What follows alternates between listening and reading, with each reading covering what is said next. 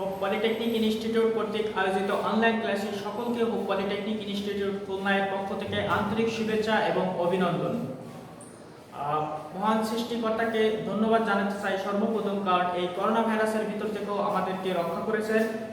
আর সেই সাথে সাথে ধন্যবাদ জানাতে চাই যাদের অক্লান্ত পরিশ্রম এবং পলিটেকনিক ইনস্টিটিউটে অনলাইন কার্যক্রম চালু আছে। প্রিয় শিক্ষার্থী ভাই ও বোনেরা, করোনাকালীন সময় পড়ালেখা যাতে পিছিয়ে না পড়ি, আমরা সেই জন্য অনলাইন ক্লাসে কার্যক্রম শুরু করেছি। আশা করি তোমরা এতে উপকৃত হচ্ছ। আর আজকে আমি অনলাইন ক্লাসে এস্টিমেটিং অ্যান্ড কস্টিং অন চতুর্থ পর্ব সিভিল টেকনোলজির একটি সাবজেক্ট আলোচনা করব। আজকের সাবজেক্টে আমার টপিকস কি আছে? দরজা জানলা পাল্লার কাজের পরিমাণ নির্ণয়। অর্থাৎ দরজা জানলা তৈরি করতে গেলে আমাদের পাল্লায় কতটুকু কাঠ লাগবে সেটার পরিমাণ নির্ণয় করতে হবে। আর গত পাঠে বা পূর্বের পাঠে আমি আলোচনা করেছি দরজা জানলার চৌকাঠ অর্থাৎ ফ্রেম, অর্থাৎ পাল্লাকে যে চারপাশে বা তিন পাশে ফ্রেম দ্বারা আবদ্ধ করে রাখে সেটা সম্পর্কে বা চৌকাঠ নিয়ে আমরা আলোচনা করছি। আজকে করব চৌকাঠের ভিতরে পাল্লা অর্থাৎ দরজার মেইন অংশ যেটা সেটা নিয়ে আলোচনা করব। তো সরাসরি আমরা এখন চলে যাব সমাধানে। তো সমাধানে যেতে আমরা এখানে একটি চিত্র অঙ্কন করেছি। চিত্রটি আছে দুই কক্ষ বিশিষ্ট একটি বিল্ডিং। সেই বিল্ডিং এর দুইটি দরজা আছে, একটি ডি দ্বারা প্রকাশ করছে, একটি ডি1 দ্বারা প্রকাশ করছে। এখন তারপর আছে দুই ধরনের জানলা, একটি ডব্লু দ্বারা প্রকাশ করছে, একটি ডব্লু1 দ্বারা প্রকাশ করছে। এখন দুই ধরনের জানলা এবং দুই ধরনের দরজা তৈরি করতে চৌকাঠের কাজের পরিমাণ আমরা পূর্বের পাঠে আলোচনা করছি। এখন আমি নির্ণয় করব পাল্লা তৈরি করতে কতটুকু পরিমাণ কাজ আমাদের করা লাগবে সেটা। তো প্রিয় শিক্ষার্থী, দেখে নেওয়া যাক তথ্য কি কি দেওয়া আছে।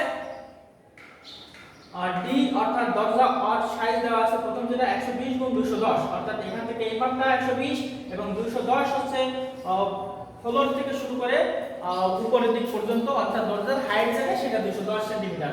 ডি অর ঠিক একই ভাবে 100 গুণ 120, অর্থাৎ প্রস্থ 100 এবং গভীরতা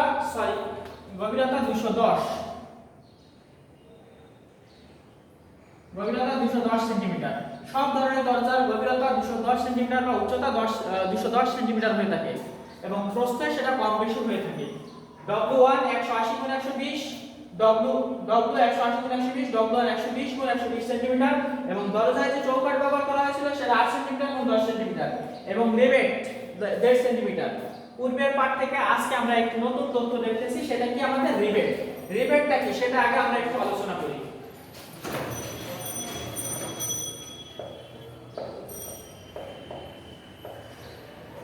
দরজা এবং জানলা চৌকাঠ যদি একদম সমান সমান থাকে, অর্থাৎ একটা যদি চৌকাঠ হয় আর এটা যদি আমার দরজার পাল্লা হয়, তাহলে এরকম থাকলে দরজা সেটা সঠিকভাবে লাগানো সম্ভব হয় না।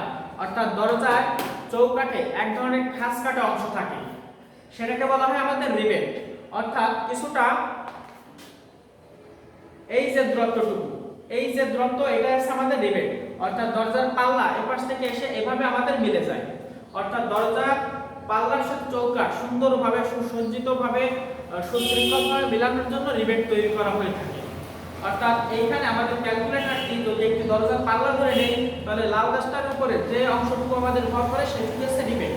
অর্থাৎ রিবেটের জন্য কাঠ অতিরিক্ত যোগ করতে হয়। রিবেটের জন্য কাঠ অতিরিক্ত যোগ করতে হয়। ঠিক একইভাবে যখন উপরে ক্ষেত্রে হবে তখন ঠিক একইভাবে এইভাবেই থাকবে। এভাবে কি দরজার পাল্লা থাকবে। অর্থাৎ আমার লাল ক্যালকুলেটরের উপরে লাল ডাস্টারের উপরে কালো ক্যালকুলেটরটি যতটুকু অংশ থাকে সেটি হচ্ছে আমাদের রিবেটের পরিমাণ। ঠিক একইভাবে এই পাশে হলেও ঠিক একইভাবে থেকে থাকবে। এভাবেও এখানে অতিরিক্ত পরিমাণ আর রিবেটের জন্য পাল্লার কাজ বেশি হয়ে থাকে। অর্থাৎ যদি আমরা সেটা ফিগারে আঁকার চেষ্টা করি বা ক্রস সেকশন আঁকার চেষ্টা করি, তাহলে কিছুটা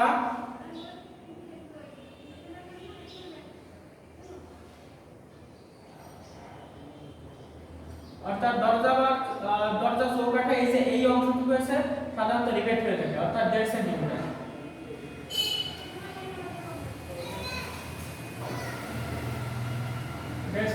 রিবেট, এই যে রিবেটটা দেখছি আমরা 1.5 সেন্টিমিটার, সেটা আছে এখানে। এই যে এখানে অতিরিক্ত আমাদের পাল্লাটা যদি এখান থেকে এইভাবে মিলে যাবে, অর্থাৎ দরজার চৌকাঠ ছিল আমাদের এই পর্যন্ত, এখানে এই যে এইটুকু অংশ বাড়তি লাগে, এই বাড়তিটুকু কি আছে আমাদের রিবেট। তাহলে রিবেট কি বোঝাইতে পারলাম, অর্থাৎ প্রতিটা চৌকাঠের সাথে পাল্লা যখন মিলবে তখন এক্সট্রা রিবেটের অংশের মানটুকু বেশি বৃদ্ধি করে নিতে হবে। আমাদের পাল্লার কাঠের পরিমাণ বের করতে গেলে এটা আমাদের প্রয়োজন হবে। তাহলে সর্বপ্রথম আমরা দরজার পাল্লার কাঠের কাজের পরিমাণ নির্ণয় করি।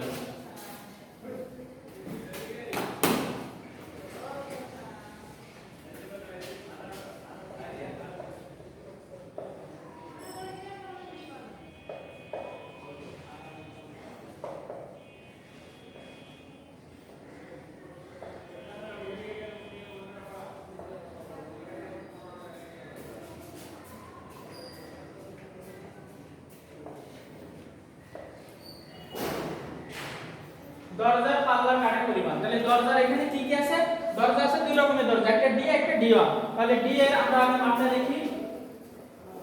ডি এর মাপ 120 গুণ 210 সমান সমান, এখানে আমাদের দরজার কাঠের দরজা জানলার পাল্লার কাজের পরিমাণটা সাধারণত বর্গমিটার হয়ে থাকে, অর্থাৎ দৈর্ঘ্য গুণ প্রস্থ গুণ দিলে হয়ে থাকবে।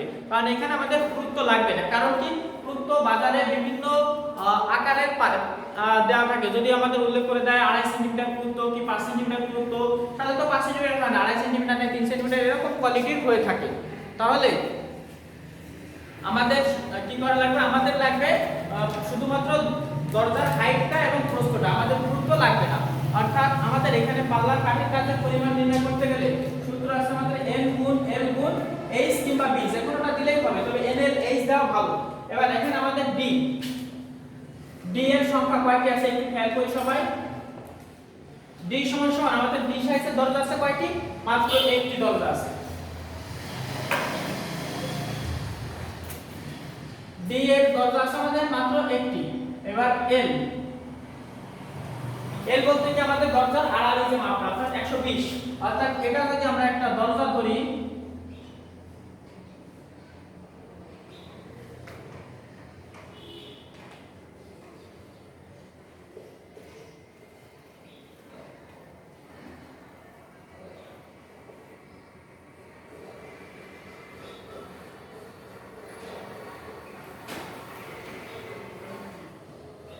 এটা যদি আমরা একটা দরজা ধরে নেই,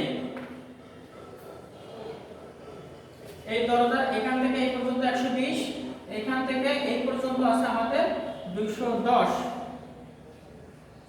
তাহলে 120 লিখলাম, এখান থেকে আমাদের এই পর্যন্ত 120। এবার 120 এর ভিতরে দরজার l অর্থাৎ দৈর্ঘ্য কত আসছে, 120 এর ভিতরে এখানে একটা 8 সেন্টিমিটার চৌকাঠ আছে, এখানে একটা 8 সেন্টিমিটার চৌকাঠ আছে। এখানে আমাদের চৌকাঠের সাইজ দেয়া আছে 8 × 10, এটা 8 × 12 হতে পারে, 7.5 × 10.5 হতে পারে, 7 × 9 হতে পারে, যা দেয়া থাকবে কোশ্চেনে আমরা সেই অনুযায়ী ফলো করে অঙ্ক করে চলে যাব। তাহলে এখানে আমাদের দেয়া আছে 8, অর্থাৎ l আছে কত, এখান থেকে এই পর্যন্ত দূরত্ব 120 বিয়োগ এখানে দেখো দুইটা চৌকাঠ আছে, অর্থাৎ এই 8 চৌকাঠ বাদ এই 8 চৌকাঠ বাদ, কারণ এই চৌকাঠের পাল্লা চৌকাঠের পরিমাণ আমরা আগে নির্ণয় করে নিয়েছি। আমাদের লাগবে কি মাঝখানে এই কাঠটুকু কতটুকু হবে সেটা লাগবে আমাদের, এখান থেকে এই কাঠটুকু, অর্থাৎ এই কাঠটুকু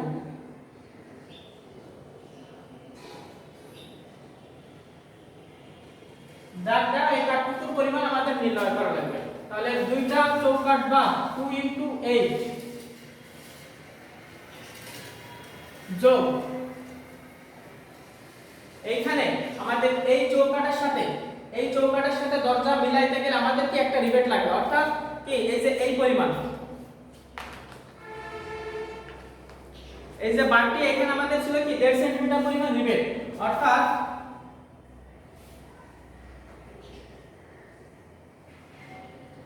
এই যে এইখানে একটা খাস কাটা অংশ থাকবে, এই খাস কাটা অংশটুকু ভিতরে আমাদের যাওয়া লাগবে। তাহলে কি আমাদের এখানে এক্সট্রা একটু রিবেট লাগবে, অর্থাৎ রিবেট সবসময় যোগ হয়, আমরা সহজে মনে রাখবো রিবেট সবসময় যোগ হয়। তাহলে এখানে কয়টা রিবেট যোগ হবে, দরজার এই পাশে যে একটা রিবেট আছে, এই পাশেও ঠিক একটা রিবেট আছে, অর্থাৎ এক্সট্রা একটু পরিমাণ কাট লাগবে। সেই এক্সট্রা পরিমাণ কাটার পরিমাণ কত, 1.5 সেন্টিমিটার। তাহলে দুই পাশে দুইটা রিবেট আছে, এই একটা দুইটা রিবেট, তাহলে 2 × 1.5।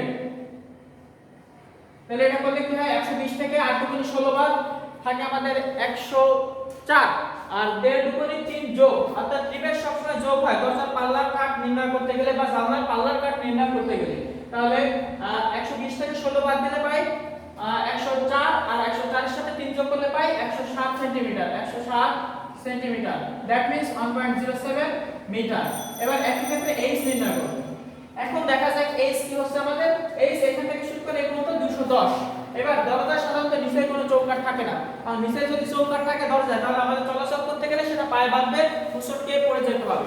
তাই দরজা সবসময় আমরা মনে রাখবো, দরজার ক্ষেত্রে উচ্চতা যখন নির্ণয় করবো অর্থাৎ h এর মান যখন নির্ণয় করবো, একটা মাত্র চৌকাঠ থাকবে উপরে, নিচে কোনো চৌকাঠ থাকবে না।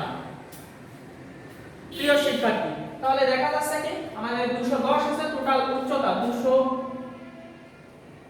210 আছে টোটাল উচ্চতা, তার থেকে আমাদের 8 সেন্টিমিটার একটা চৌকাঠ বাদ যাবে, 8 সেন্টিমিটার একটা চৌকাঠ বাদ। এবার কি হবে, একটি রিবেট যোগ হবে। এখানে যে দুটো চৌকাঠ আছে তার মানে কি তার সাথে একটা রিবেট যোগ হবে, তার মানে কি যোগ 1.5। এবার আসো যাক প্রিয় শিক্ষার্থী, একটু পেচ আছে এখানে। দরজা সাধারণত কি একদম ফ্লোরের সাথে ফুললি লাগানো থাকে? কখনো থাকে না, কিছু পরিমাণ উচ্চতা অর্থাৎ ফাঁকা থাকে ওইখানে। কারণ দরজা যদি ফ্লোরের সাথে লাগানো থাকে তাহলে দরজা ফ্লোরের সাথে অর্থাৎ এভাবে ঘষাঘষি করে গেলে সেটি শব্দ দূষণ হয়, দরজার ক্ষয়ক্ষতি হয়, ফ্লোরের ক্ষয়ক্ষতি হয়। তাহলে দরজার ক্ষয়ক্ষতি, ফ্লোরের ক্ষয়ক্ষতির জন্য কিছুটা পরিমাণ দরজা ফাঁকা রাখা হয় নিচে, এবং এই ফাঁকাটার পরিমাণ কত, অর্থাৎ রিবেটের সময় সাধারণত 1.5 সেন্টিমিটার ধরা হয়ে থাকে। অর্থাৎ রিবেট আমাদের যতটুকু যোগ করতে হবে সেটাও ঠিক একইভাবে বিয়োগ দিতে হবে, অর্থাৎ ওই কাটটুকু আমাদের কম লাগবে। সেই ক্ষেত্রে আমাদের কি করা হয়েছে, বিয়োগ 1.5, অর্থাৎ একটা 1.5 যোগ হচ্ছে একটা 1.5 বিয়োগ হচ্ছে। তাহলে আমার একটা 1.5 যোগও যা একটা 1.5 বিয়োগও তাই, অর্থাৎ দুইটা কোনো কিছু থাকতেছে না, কাটাকাটি হয়ে যাচ্ছে। তাহলে আমি এটুকু সম্পূর্ণ মুছে দিতে পারি। অর্থাৎ দরজা যখন হাইট নির্ণয় করব 210 থেকে মাত্র একটি চৌকাঠ বাদ দেব, কোনো রিবেট যোগ করব না, কোনো রিবেট বিয়োগ করব না। আমরা অঙ্কগুলো সহজে শেখার চেষ্টা করব। তাহলে সব সময় মনে রাখবো, দরজা যখন উচ্চতা নির্ণয় করব শুধুমাত্র একটি রিবেট বাদ দিব, একটি চৌকাঠ বাদ দিয়ে দিব। তাহলে এখানে আমাদের কি হবে, 202 সেন্টিমিটার, যেটা মিটার নিলে 2.02 মিটার। তাহলে আমাদের এখানে ডাটা লাগবে কি কি, n l h। আমাদের সংখ্যা পেয়ে গেছি একটি, l পেয়েছি আমরা 1.07 মিটার এবং n পেয়েছি h পেয়েছি 2.02।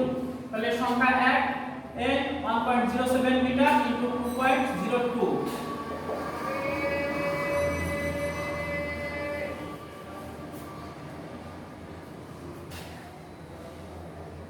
তাহলে এটি ক্যালকুলেশন করলে আমরা কি পাই, একটু খেয়াল করি প্রিয় শিক্ষার্থী ভাই ও বোনেরা। 1.07 গুণ 2.02 ইকুয়াল 2.16 মিটার স্কয়ার। এটা আমরা একটু সাইড নোটে লিখে রাখি, d সমান তাপ লাগবে আমাদের 2.16 মিটার স্কয়ার। প্রিয় শিক্ষার্থী, আমাদের এখানে কি কি লাগতেছে, একটা মিটার গুণ একটা মিটার, তাই আমাদের মিটার স্কয়ার দিছি। কখনো যেন এটি আমরা ভুল করে ঘনমিটার না দেই। তাহলে আমাদের দরজার জন্য অর্থাৎ শুধু ডি এর জন্য কাট লাগবে 2.16 মিটার স্কয়ার। আমাদের এটা কখনো ঘনমিটার নির্ণয় করা লাগবে না, কারণ দরজার কাঠের পুরুত্ব বিভিন্ন সময় বিভিন্ন রকম হবে, আমাদের বর্গমিটারে দেখিয়ে দিলেই এনাফ। প্রিয় শিক্ষার্থী, তোমাদের আরো একটি বিষয় একটু নলেজ দিয়ে রাখি, এখানে রিবেটের পরিমাণ 1.50 সেন্টিমিটার যদি না দেওয়া থাকে তোমরা সব সময় 1.50 সেন্টিমিটার ধরে নিবা। যদি দেওয়া থাকে 1.25 সেন্টিমিটার তো 1.25 সেন্টিমিটার দিয়ে করবা। যদি 2.00 সেন্টিমিটার দেওয়া থাকে তাহলে 2.00 সেন্টিমিটার অর্থাৎ 2 সেন্টিমিটার দিয়ে করবা। অর্থাৎ কোশ্চেনে যেটা দেওয়া থাকবে সেটা দিয়েই করব। যদি না দেওয়া থাকে অবশ্যই 1.50 মিটার স্ট্যান্ডার্ড মাপ, এটা যদি নিয়ে আমরা অঙ্ক করব। প্রিয় শিক্ষার্থী ভাই বোনেরা, তাহলে এখন আমরা চলে যাব D1 এর জন্য কতটুকু কাট লাগবে। D1 100 গুণন 210। আমাদের নিয়ম সব একই থাকবে, শুধুমাত্র সংখ্যার ডিজিট গুলো চেঞ্জ হবে। তাহলে একই ভাবে এখানে আমাদের d এর ক্ষেত্রে সংখ্যা n সমান কি ছিল, d1 এর জন্য n ছিল আমাদের একটি, l সমান কি হবে তাহলে 100 বিয়োগ, একই ভাবে দুইটা চৌকাঠ বাদ যাবে, আলু আছে, পেঁয়াজ আছে, রসুন আছে, আলু আছে, পেঁয়াজ আছে, রসুন আছে, 100 থেকে দুইটা চৌকাঠ বাদ যাবে। তারপর কি হবে আমাদের এখানে মাত্র দুইটা রিবেট যোগ হবে, যোগ একই ভাবে এখানে একটা এক্সট্রা রিবেট যোগ হবে, এখানে একটা এক্সট্রা রিবেট যোগ হবে। অর্থাৎ রিবেটের জন্য অর্থাৎ 2 গুণন 1.5 ইকুয়াল আমরা এটা করলে পাই 100 থেকে 8 দুগুণে 16 বার 84, 84 সাথে 1.5 দুগুণে 3 যোগ করলে পাই 87। নিয়ম সব একই থাকবে, শুধুমাত্র সংখ্যা ডিজিটটা চেঞ্জ হবে, অর্থাৎ 87 সেন্টিমিটার। এটা যদি আমরা মিটার নেই 0.87 মিটার। তাহলে আমাদের এবার h এর মান নির্ণয় করতে হবে। h ঠিক একই ভাবে নির্ণয় করতে হবে। h আমাদের কি বলছে, সব সময় দরজার হাইট যখন নির্ণয় করব, যে উচ্চতা দেওয়া থাকবে তার থেকে একটি চৌকাঠের মাপ বাদ দিব, অর্থাৎ 210 সেন্টিমিটার, তার থেকে 8 সেন্টিমিটার বাদ দিলে পাই আমরা 202 সেন্টিমিটার। এটা যদি আমরা মিটারে কনভার্ট করি তাহলে পাই 2.02 মিটার। প্রিয় শিক্ষার্থী ভাই বোনেরা, তাহলে আমরা একটু খেয়াল করি এখানে d এর ক্ষেত্রে আমাদের মান পাচ্ছি, সংখ্যা পাচ্ছি আমাদের একটি, l এর মান পাচ্ছি আমরা 0.87 মিটার, এবং h এর ক্ষেত্রে পাচ্ছি 2.02 মিটার। এটা একটু ক্যালকুলেশন করি, সহজ ক্যালকুলেশন। 1 গুণন 0.87 গুণন 2.02, এটা পাই 1.757 মিটার স্কয়ার। তাহলে d অন এর জন্য আমরা কাঠের পরিমাণ পাচ্ছি 1.757 মিটার স্কয়ার। প্রিয় শিক্ষার্থী, তাহলে দরজার জন্য পাল্লার জন্য কি পরিমাণ কাজ করতে হবে সেটা আমাদের বের হয়ে গেল। এবার চলে যাব আমরা জানালার পাল্লার কাঠের কাজের পরিমাণ। তাহলে একটু আমরা মুছে দিতে পারি।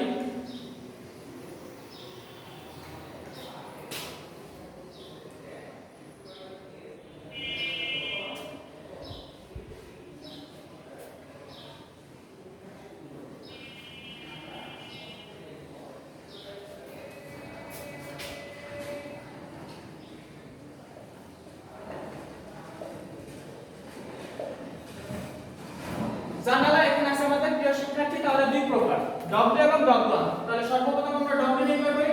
ডব্লিউ এর সাইজ দেওয়া আছে কত, 180 গুণন 120। সূত্র আমাদের সব একই, শুধুমাত্র ফ্যাক্টর গুলো আলাদা। ডব্লিউএন অর্থাৎ ডব্লিউ সংখ্যক জানলা আছে কয়টা আমাদের একটু খেয়াল করি প্রিয় শিক্ষার্থী। ডব্লিউ আছে আমাদের এখানে একটা দুইটা, অর্থাৎ দুইটা বেডরুমে দুইটা ডব্লিউ সাইজের জানলা আছে। তাহলে সংখ্যা হবে আমাদের এখানে 2। এল এখানে আমরা জানলাটা একটু আঁকানোর চেষ্টা করি।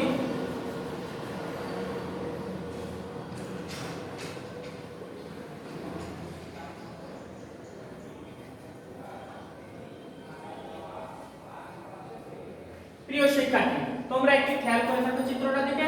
এখানে দেখো আমি দরজা আঁকাইছি, দরজা রাখার এখানে মাঝখানে একটা ফাঁকা সাদা সাদা অংশ দেখা যাচ্ছে, যে ডব্লিউ সাইজের যে দরজাগুলো আছে 180 গুণ 120। এখানে দরজার ফাঁকা অংশ মানে কি, মাঝখানে এখানে আরো এক্সট্রা চৌকাঠ আছে, একটি আরো এক্সট্রা একটা চৌকাঠ আছে। অর্থাৎ আমি পূর্বের পাঠে আলোচনা করছি, যখনই দরজার মাপ 150 প্লাস আড়াআড়ি মাপ, অর্থাৎ প্রস্থ 150 এর বেশি হয়ে যাবে, তখনই মাঝখানে এক্সট্রা একটি চৌকাঠ বসবে। তার মানে কি এখানে কয়টি আট আছে, একটি আট, একটি আট, একটি আট, টোটাল আছে আমাদের এখানে কত, 180। 150 প্লাস মানে কি 180, তার মানে কি কয়টি চৌকাঠ থাকবে, তিনটি চৌকাঠ থাকবে। তাহলে তিনটি চৌকাঠ থাকলে এখানে আমাদের কি করছি, এখানে একটু খেয়াল করি, যখনই 180 হচ্ছে তখন তিনটা চৌকাঠ আমাদের বাদ দিতে হবে। অর্থাৎ এল সমান সমান টোটাল আমাদের দরজার প্রস্থ বা আড়াআড়ি যে মাপটা ছিল সেটা ছিল আমাদের কত, 180 বিয়োগ তিনটা চৌকাঠ বাদ, তিনটা চৌকাঠ বাদ। এবার তিনটা চৌকাঠ যখন আমরা বাদ দিয়েছি তখন আমাদের কি আসছে, এখানে একটা রিবেট কিন্তু ছিল আমাদের যোগ হবে। এখানে এই চৌকাঠ মানে কি, এই পাশে একটা রিবেট আছে, এই পাশে একটা রিবেট আছে, কারণ এই পাল্লাটা এটার সাথে মিশা লাগছে। অর্থাৎ এখানেও ঠিক একইভাবে দ্বিতীয় পাল্লা এসে কি এই চৌকাঠটা এখানে আমাদের মিশে দেওয়া লাগছে। একইভাবে এখানে আরো একটা এক্সট্রা চৌকাঠ আছে আমাদের, তার মানে কি একটা দুইটা তিনটা চারটা, তিনটা চৌকাঠ মানে চারটা রিবেট এক্সট্রা যোগ করতে হবে। তিনটা চৌকাঠ মানে এক্সট্রা চারটা রিবেট আমাদের যোগ করে নিতে হবে। তার মানে কি যোগ রিবেট মানে কি সব সময় যোগ। এখানে কয়টা রিবেট আছে সেটা আমরা একটু বের করি। একটু পেছানো ঠান্ডা মাথায় অঙ্ক করলে একদম ইজি, পানির মতো। সহজভাবে নিলে খুবই সোজা, পেছাতে যাওয়ার কোনো দরকার নেই। অর্থাৎ সহজভাবে আমরা একটু দেখি, এখানে একটা চৌকাঠ মানে কি ফ্লোর ওয়ালের সাথে যা লাগানো একটা চৌকাঠ মানে একটা রিবেট যোগ। মাঝখানে যদি ফাঁকা অংশ কোনো চৌকাঠ থাকে তাহলে দুই পাশ থেকে দুইটা পাল্লার জন্য এক্সট্রা বেশি কাট লাগবে দুইটা, তাহলে 1 2 3। এখানে লাস্টে ফ্লোরের সাথে আরেকটা চৌকাঠ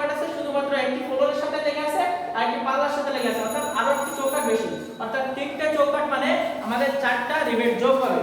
তাহলে এখানে কি হবে 4 গুণন দেড়। 180 থেকে 3/24 বাদ, 180 থেকে কি হবে 3/24 বাদ যাবে, 180 বিয়োগ 24 বাদ থাকে আমাদের 156। তারপরে আমরা কি করছি এখানে চারটা রিবেট যোগ হবে, চারটা রিবেট যোগ, চারটা রিবেট যোগ মানে কত 4 দেড় 6, অর্থাৎ 156 যোগ 6 ইকুয়াল 162 সেন্টিমিটার, যেটা মিটার দিলে পাই 1.62 মিটার। এবার পাই আমাদের কি এইচ এর মান, অর্থাৎ হাইট কি আছে, হাইট এখানে আমরা যথারীতি অ্যাজ ইউজুয়াল দেখি, একটু খেয়াল করি 120। তার ভিতরে কি আছে আমাদের উপরে একটা চৌকাঠ আছে নিচে একটা চৌকাঠ আছে, অর্থাৎ 120 থেকে দুইটা চৌকাঠ বাদ যাবে। আর কি বলছে যে এখানে একটা চৌকাঠ বাদ দেব সেখানে একটা রিবেট যোগ দেব, তাহলে এখানে কি উপরে একটা রিবেট যোগ হবে নিচে একটা রিবেট আমাদের যোগ হবে। তার মানে কি 120 থেকে দুইটা চৌকাঠ বাদ যাবে এবং দুইটা রিবেট যোগ হবে। তাহলে আমরা একটু খেয়াল করি এখানে দরজার মধ্যে কিন্তু না, দরজার নিচে পুরো চৌকাঠ থাকে না, কিন্তু এই জানলাটা থাকে কি ওয়ালের সাথে, অর্থাৎ একটা নিচের ওয়ালের সাথে একটা উপরের ওয়ালের সাথে, অবশ্যই দুই জায়গায় চৌকাঠ ইউজ হবে। আমরা আবার জন্য এই ভুলটা না করি, অর্থাৎ জানলার ক্ষেত্রে উপরেও চৌকাঠ থাকে নিচেও চৌকাঠ থাকে, আলাদাভাবে কোনো সুযোগ নাই, অর্থাৎ একই জিনিস জানলার ক্ষেত্রে।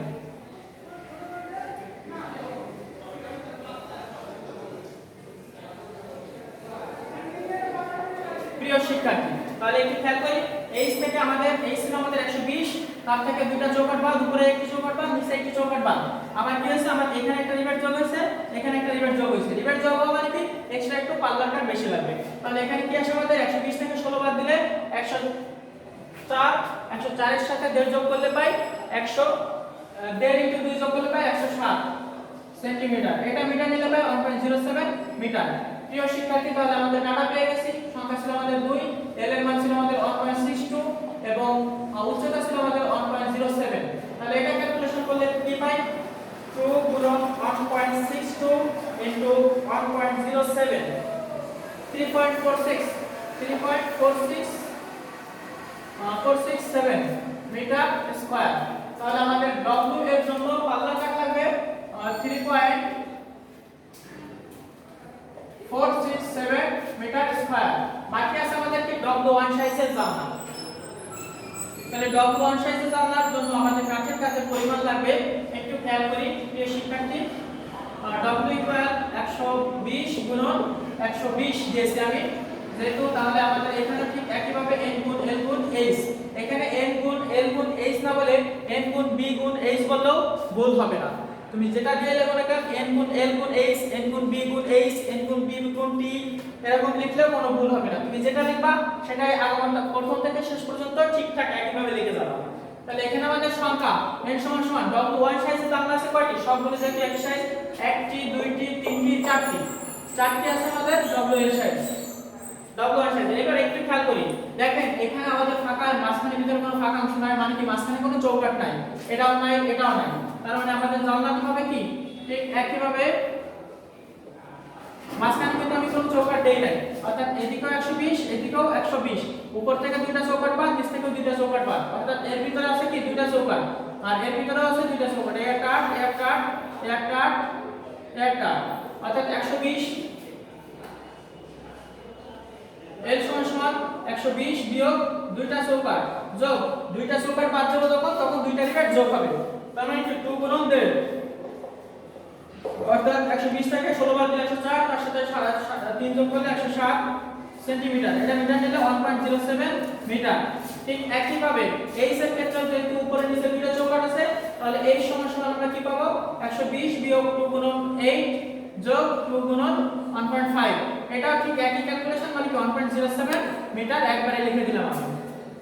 তাহলে এখানে W1 এর সাইজ অর্থাৎ কয়টা জানলা ছিল আমাদের, একটি দুইটি তিনটি চারটি, চারটি জানলা ছিল আমাদের W1, অর্থাৎ n সমান সমান 4, তারপর কি আছে l সমান সমান 1.07 মিটার ইনটু h সমান সমান 1.07 মিটার।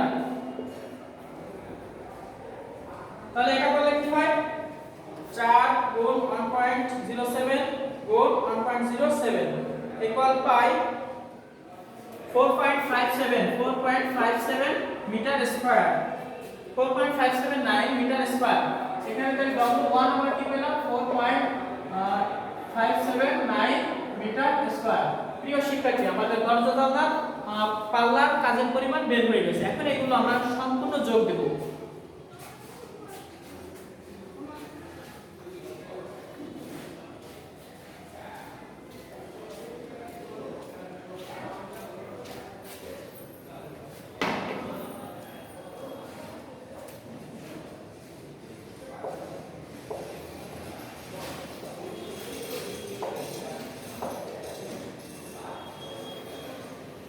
মোট পাল্লার কাজের পরিমাণ, তাহলে এখানে আমরা কি পেয়েছি? প্রথমে 2.16 প্লাস 1.757 প্লাস 3.467 প্লাস 4.59579। এটা ছিল আমাদের ডি, এটা ছিল ডি1, এটা ছিল ডব্লিউ, এটা ছিল ডব্লিউ1। তাহলে এগুলো যোগ করি আমরা এখন। 2.16 যোগ 1.757 যোগ 3.467 যোগ 4.579 ইকুয়াল পাই 11.96 মিটার স্কয়ার। অর্থাৎ টোটাল বিল্ডিংটা আমাদের করতে 11.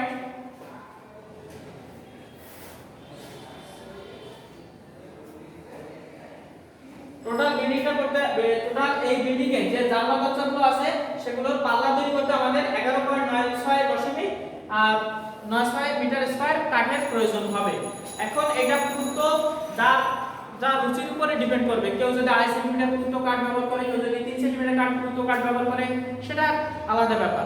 যদি আমাদের পুরো দিয়ে বলে যে কত ঘনমিটার কাঠ লাগবে, যদি কাঠের পুরো 2.5 সেন্টিমিটার স্কয়ার হয়, তাহলে আমরা কি করব? যদি কাঠের পুরো 2.5 সেন্টিমিটার স্কয়ার হয়,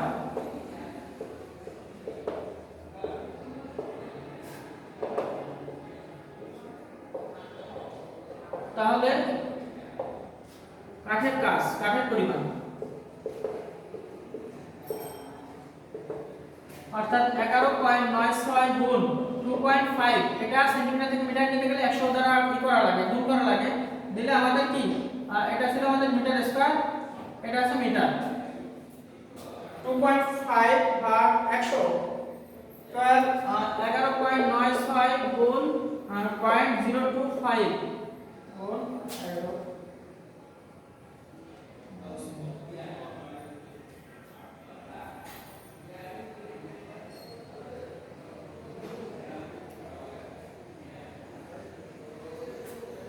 দশমিক 299 মিটার কিউব ঘনমিটার বা মিটার কিউব কাঠ লাগবে।